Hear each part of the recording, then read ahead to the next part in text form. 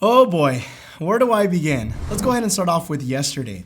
So I was really excited to get my HomePod. I got the door knock from UPS, ran up here, turned on the camera, wanted to do a video for you guys on an unboxing and just kind of a first impression. So first thing I did was notice, the materials and everything. Really nice, really premium feeling, very heavy too. For a speaker. And then also I noticed the braided cable, a lot of attention to detail. So kudos to Apple because the quality definitely merits the price tag. If I'm gonna be spending $350, I better look like a $350 product. And it definitely does. So I tried pairing it with my Android phone and that did not work. So if you do own an Android phone, know that you cannot use the speaker. So that was a little bit disappointing. So I ran, lucky for me, I do have an iPhone 10. So I started, trying to pair it with that. And this has the W1 chip, similar to the Apple AirPods, which you just basically put your iPhone next to the HomePod and it'll automatically, sync to each other. So I did that. Didn't work. I got a little white screen. Okay. So I tried it multiple times. I unplugged it. I, restarted my iPhone, did a lot of different things to try to get it to work. Did not work at all. I was like, okay. So I tried an iPad, tried multiple iPads. I have two iPads and an iPad Pro. None of those worked either. I was like, okay, this is really strange. So I grabbed my wife's iPhone, tried it with that. No luck. I was thinking this unit might have been defective. I went online trying to look on the forums, and it turns out a lot of people were having this issue. So I was like, okay, I'm not alone. So it's definitely not a defective unit. Some people suggested to use an older iPhone, which I didn't have one, but it ended up working. After trying for several hours, and I even contacted Apple support, and I was on hold, and I kept tweeting about it for almost 2 hours. I actually finally hung up because I don't care what you say, but being on hold for 2 hours is ridiculous, no matter what company you are. So we're closing in about 2 hours, an hour and 51 minutes. I already have the low battery warning. Of course, I can charge it. I'm at my house, so it's not a big deal. But obviously, I've been on the phone for almost 2 hours, which is quite obviously ridiculous. I was gonna let it run and see how long it's gonna take them to actually pick up the phone, but it's quite obvious that this is not going to happen anytime soon. So anyway, hopefully I can figure this out and maybe do this video, hopefully by tomorrow. Anyway, long story short, I finally got it up and running and, started playing music. And I'm gonna tell you, from a sound perspective, it sounds really good, and I would expect that for the price point. Now, this is where things start to get very interesting because, again, you need to be signed up to Apple Music. It is very, very enclosed, meaning you can't use Bluetooth, which I was very bummed about because here's the thing, I do have a lot of indie type music that's not available on Apple Music or Spotify or any other platform that I like to just stream. There's no auxiliary inputs anywhere, so I'm kind of forced to the Apple Music ecosystem. And that's fine if you already have it and that's all you do, that's great. But just keep that in mind that you can't do any Bluetooth. Sometimes I like to listen to podcasts on YouTube. So for example, with my Google Home, what I do is I cast a YouTube video and I'm able to listen to it. So that's something also that you're not able to do. So in terms of sound, like I said, the sound quality is really good. Now this is where things get a little bit problematic. And I'm gonna bring a couple of other devices up here with me just to show you guys what I mean. So Apple Music is somewhat restricted. It's not better than, Spotify or even Google Music, I think, because a lot of the copyrighted stuff or just, little things don't work very well. Like, let me give you an example. Hey Siri, play Sorry for Party Rockin'. Got it. Here's the album, Sorry for Party Rocking, deluxe version by... Oops.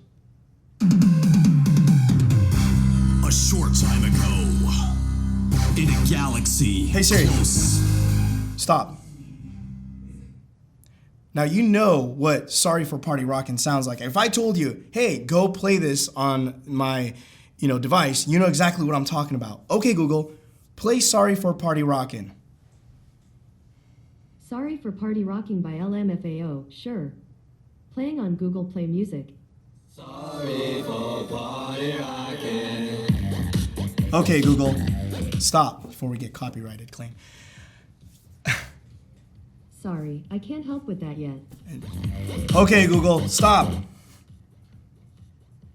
Alexa, play Sorry for Party Rockin'. Sorry for Party Rocking by LMFAO. Sorry for party rocking. Alexa, stop. This is what I mean. Like, for example, there's a lot of music that I listen to that ends up being like an alternate version, like, for example, Metallica. And I know, again, it has to do with copyrights and licensing and stuff like that. So keep that in mind. That was very disappointing that, again, I'm stuck with that version of that song. And a lot of the music that I listen to, surprisingly, has like an alternate version. So that was bummed. Now, a lot of you are going to say, Armando, stop it. This is for Apple users. Like, you know, somebody who's already invested in the Apple ecosystem. This is why Bluetooth doesn't work. This is why all of this stuff. Just know you need to stop, because check this out. This product here, if that was the case, the Apple AirPods, which I think is a fantastic product from Apple. In fact, I still think it's one of the best products released in the last 3 years from Apple. Works on Android, works with other devices, so you can use obviously Bluetooth. Also, if you start to say, well, this is only for Apple users, stop again, because Apple Music is also on Android. So if that was the case, if Apple's, let's just say, if their mission was not to support, you know, Android and other devices, then this product, which was released a year ago, would not support Android, would not support any of the platforms like Google Home. So I don't know where their direction is on that. So if you try to make that argument with me that no, this is for, you know, Apple users, I'm going to disagree with you, because that's not the case. Also, this is very limited when it comes to like the smart features. And I get it. Some people are going to say this is a smart speaker or a sound, you know, for listening to music first rather than a smart device, but you have Siri integrated into it. So it's going to get into that direction. And I know a lot of people are going to say, well, Armando, you know, Amazon Echo, you know, they were very limited when they first came out. Yeah, Echo was released in 2014. You know, they've had enough time to polish things up and get things right to the point where it's going to be better. I can't even place a phone call with this, which is quite ridiculous, because I can place a phone call with my MacBook and I can receive messages and, you know, check my calendar, and which stuff that I can't really do here. Well, I can check my message, my last text message, but that's another privacy problem. For example, Siri is able to know who I am. So if you try to say, you know, hey Siri, it's not going to work on my iPhone, because it knows it has a voice like authenticator, and this doesn't have it, which is mind-blowing, because that is a huge security flaw. This is something that I feel is half-baked, and I don't understand why Apple would even release this now. I really don't. I feel that a lot of it had to do with investors. Now, let's just move a little bit aside here, because I do like things about it. I think it's very capable. And I know a lot of people are going to be like, well, some of those features are coming in an update. But that's the thing. I shouldn't have to wait for an update. This should be rolled out right out of the box as soon as it came out. Again, I feel a lot of this has to do with investors. They had to please investors because they had already held out for such a long time. Now, I'm a huge fan of Apple HomeKit. I think, in fact, Apple HomeKit is probably one of the best or most capable home automation. Let me show you really quick what I mean by that. It works flawlessly and it works fast. Hey Siri, turn off Hector. All set. Boom, instantly. Alexa, turn on Hector. Okay. Quite a delay. It's pretty fast. Now, this one, for some reason, I still can't get it to work, and it's weird, so we won't even go there. Well, we'll try it. Okay, Google, turn off Hector. Sorry, I don't know how to help with that yet. Well, I'm going to make a video on this, by the way, so if you're not subscribed to the channel, make sure you do so, because I do plan to do a very extensive video on this. But now, this will work. Watch. Hey, Google, turn off all lights. Okay, turning off the Hector. It looks like 6 lights aren't available right now. That's not the point. We're not talking about Google Home. Hey Siri, turn on Hector. Hey Siri, turn on Hector.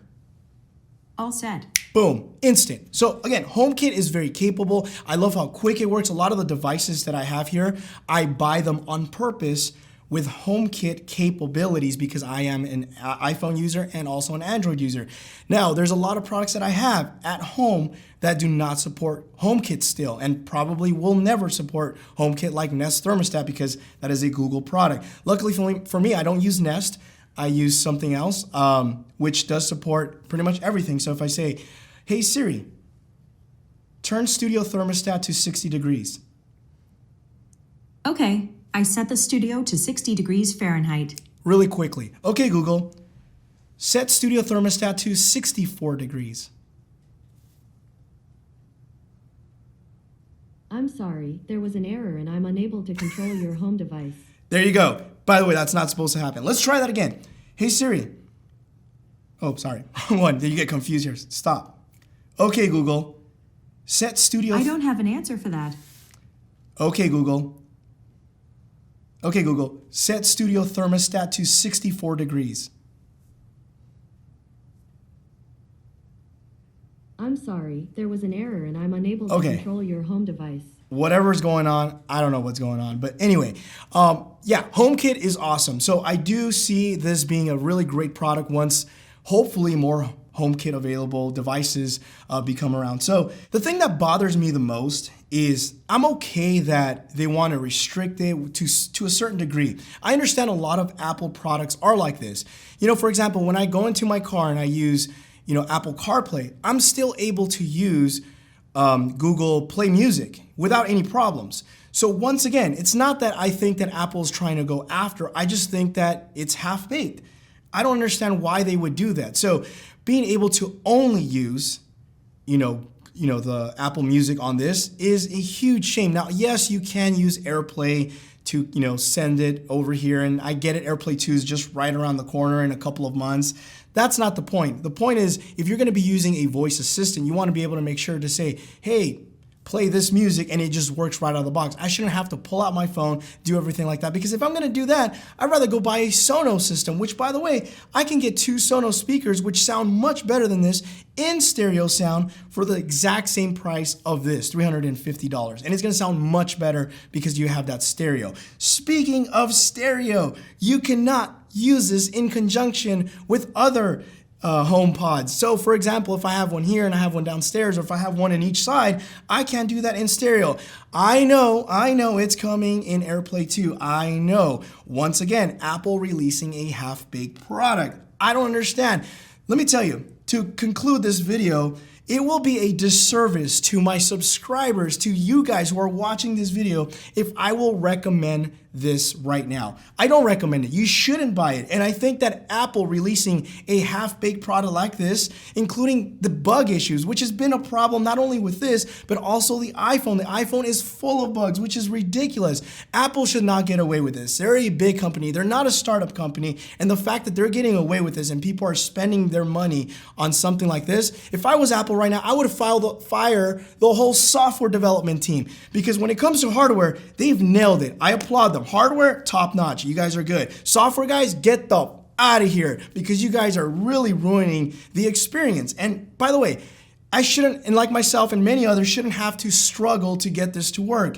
And the same thing with like iPhone 10 bugs and all this buggy software.